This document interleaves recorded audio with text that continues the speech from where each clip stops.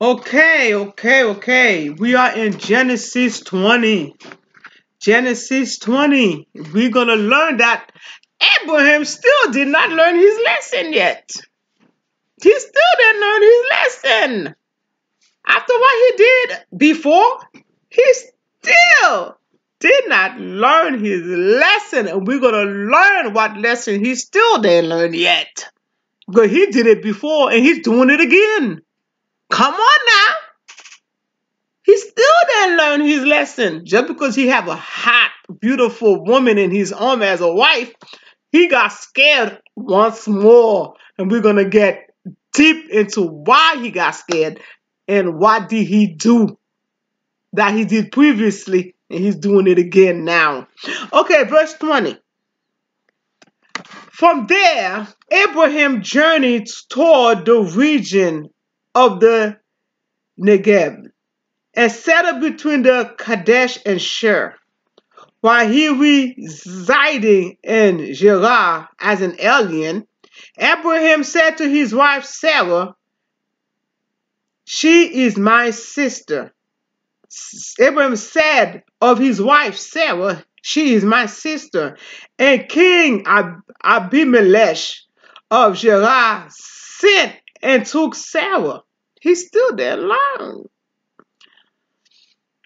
But God came to Abimelech in a dream by night and said to him, "You are about to die because of the woman whom you have taken, for she is a married woman." Now Abimelech had not approached her. So he said, "Lord, will you destroy innocent people?" Verse 5. Did he not himself say to me, "She is my sister"? And she herself said, "He is my brother." I did this in the integrity of my heart, in the innocence of my hand.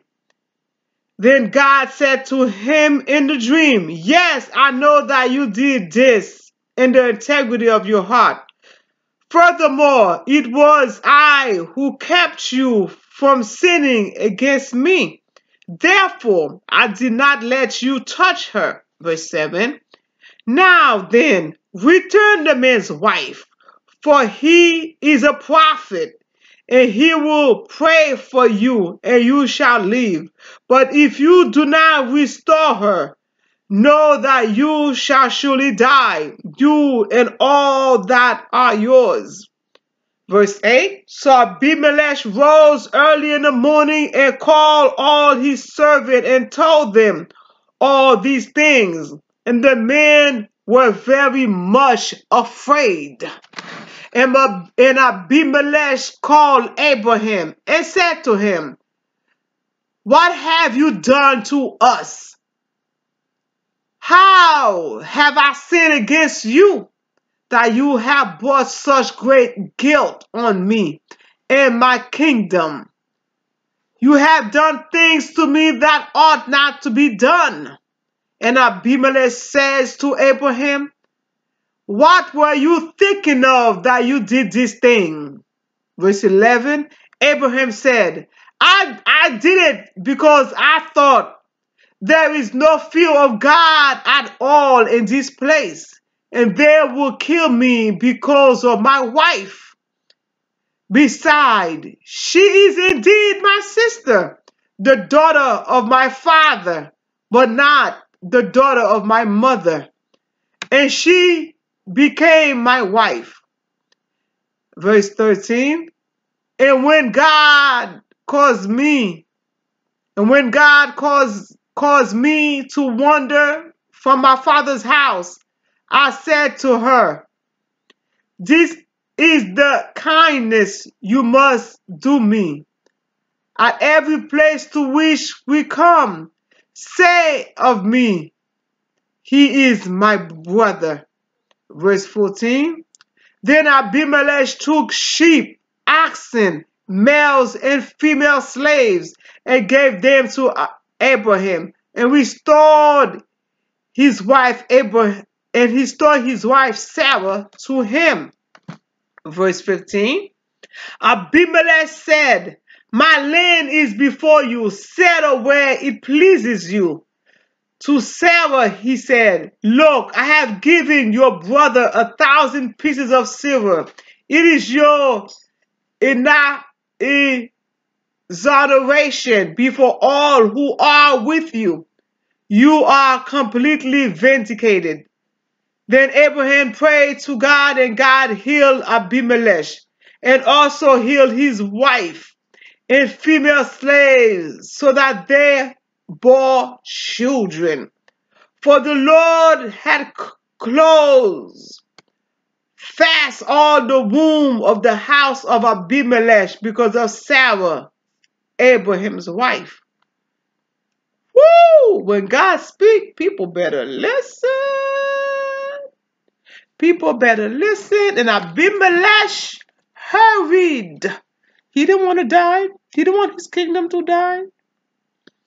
As you know, that back in the day people had slaves, and the slave had children, and the children had children, and all the children and all the slaves all become the property of the owner.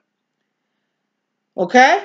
So that will explain a little bit more why Sarah is the brother of Abraham and not from the same mother of Abraham. You understand? They're brothers and sisters on the father's side, but not the same mother. Okay, now you'll explain why a little bit. Okay, now. And also, you know, men were able to have a whole lot of wives anyway at that time. So okay. So they could populate the land. Now, examples of explanation of Genesis 1 through 18. But before we get into the explanation, I got to tell you that Sarah was a hot, sexy woman at that age. She was 90s. She was in her 90s, 80s, 90s. She was old. She was like in her 90s. To be looking that hot for not only one king, but two kings, two kingdoms, saw her and lavished her, loved her, wanted her as a wife, two different kingdoms. When God will restore you, He will restore you to your youthful days. Even kingdoms will go after you. When God will restore you, it doesn't matter how old you are, you're going to have your children. No matter how old you are, no matter how your past was, when God's going to wash away your sin, He's going to wash you and make you clean. It doesn't matter what people say about you. This is God right there. When God want to make you look fine and sexy as me, hey, He will wash you and turn you around and make you look good. You know? This is what happened to Sarah. God is turning your life around. All you have to do is trust and believe. Don't worry about what people say. You may be too old. Doubt may come, but guess what? Like Sarah had a little doubt. I don't think I'm going to be my Lord. He called Abraham, my Lord is old. How could he have kids? And Abraham was like, I done had sex with my wife for years, decades. And how could we got kids? We too old for that. How could we have pleasure? How could we have sexual pleasures together? But guess what? They may be old, but bodily, they were looking hot. So that's how when God is restoring you to your youthful days, baby, God is restoring me to my youthful days. I'm going to change my name to Sarah. So I could be as hot and sexy as Sarah on my old days. I'm going to be looking fine as Sarah. Have kingdoms and kings and royalties fight over me. I'm the modern day Sarah. Okay, that's just joking around with you. Now, okay, let me explain. Genesis 20, verse 1 to 18. Abraham, again, pretends Sarah is his sister and not his wife. He's still there learning his lesson. Abraham had earlier lied about Sarah being his wife in Genesis 12. verse 10 to 20. It was not at that point, clear that Sarah was supposed to be the mother of the child promised to Abraham. However, now Sarah will be the mother of the child. Genesis 18, verse 10. Though Abraham's willingness to endanger his wife Sarah and the promise of God in this case is a much more serious matter. So if the king had slept with Sarah, because we know God had restored her womb to the youthful childbearing stage, she gonna get Sarah pregnant. That's, make you think just a little. So if God did not intervene, anyway, on Genesis 18, verse 10, though Abraham's willingness to endanger his wife Sarah and promise of God in this case is much more serious matter. In this story, Abraham appears much less righteous than his host. King Abimelech was a righteous man. He feared God. Abraham was even surprised that he had the fear of God in the kingdom. He thought they was all heathens, like the people of Sodom and Gomorrah, heathens. He was an alien walking around. He was scared that, hey, they're going to kill me and take my beautiful, sexy wife. Let her say that she's my brother, we sisters and stuff. Don't hit me. Go ahead and have her. I remember one time when I was married back in the day, and I dropped my husband to work at the time, and then he said to his co-workers on his first day of work, he said, they was like, is this fine looking woman your wife? She's like, no, that's my sister. So those men at the job, they was like, oh, can I get her fine number?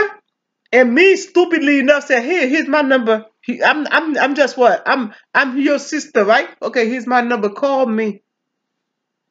When I went to pick him up, they was like, you didn't give me the number yet. I'm like, here's my number. And then he's like, he looked at me like, what?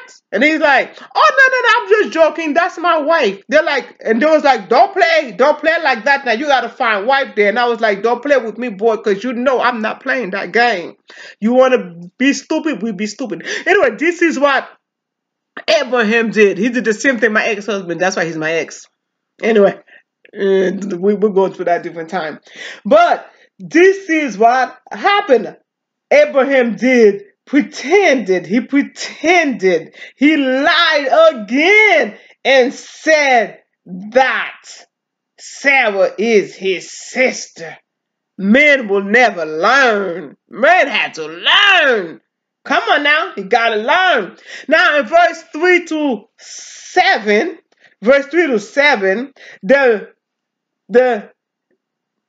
the narrator wanted to make clear that there is absolutely no possibility that the child born to Sarah in the next chapter, chapter 21, the next chapter, woo! Isaac is going to be born.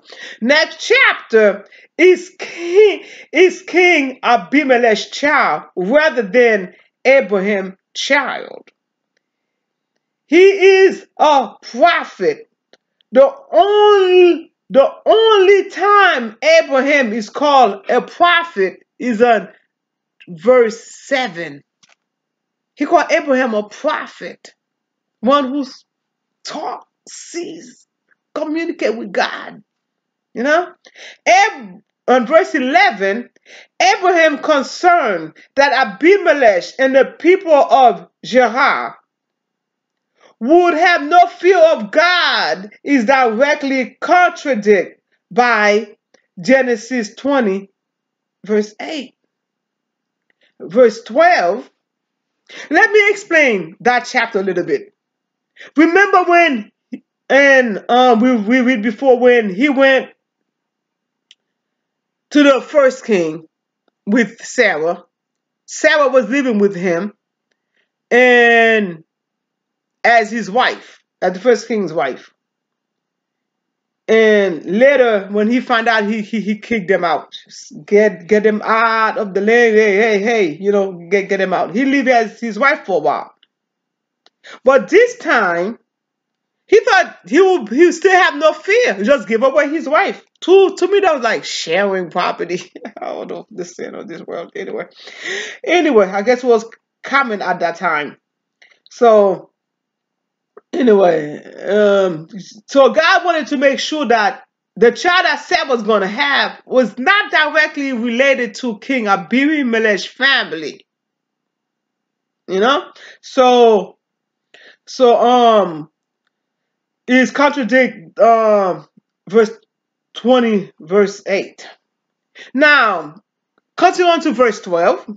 Abraham tries weakly to justify his lie by indicating that technically, Sarah is his half sister. Later, much later, biblical law prohibits such marriage in Leviticus 18, verse 9 to 11. Such practice is no longer allowed. You cannot marry your half sister, your half brother, your cousin, your first cousin. You cannot marry that. Come on now, that's incest. Back then, the blood was pure. Back in Abraham's time, the blood was pure. It was not that, it was corrupted, but not that corrupted. So the blood was pure. So God allowed it so the land could be populated, so people can have children and populate the land, have multiple children. Go ahead, have more kids, populate. Go ahead. So now that the land is populated, I said, you know what? It's stop. Finish. Sorry, you cannot marry your half sister or half brother anymore. Okay, on Leviticus 18, 9 to 11. Now in verse 16, the payment of money is an exoneration designed to compensate Sarah's family for any injuries to her family's honor. So the king said, you know what? For me, let me pay you off so you will feel your prideful spirit. Your family honor will be restored.